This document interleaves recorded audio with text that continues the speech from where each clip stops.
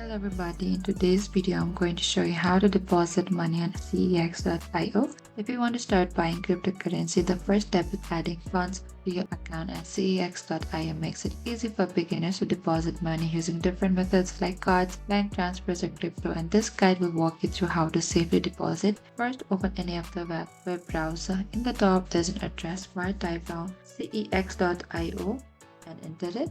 And after you log into your account, you can simply make sure your account is verified as well. And what you can do is you can select to this add funds here on the top, and over here you can simply click onto this create your wallet if you already have not so. And over here your verification is needed. We use the services of your CEX.io, including buying, selling, or storing crypto. You need to verify your identity. After that, you can simply add funds in your wallet in your CEX.io by clicking onto this any of the currency here and select to this add funds here. You can select the asset to add another payment. And after that you can proceed to it, and that is it. This is how I can deposit money on CEX.io. If you have any queries or confusion, please comment down and we will reach out to you very soon.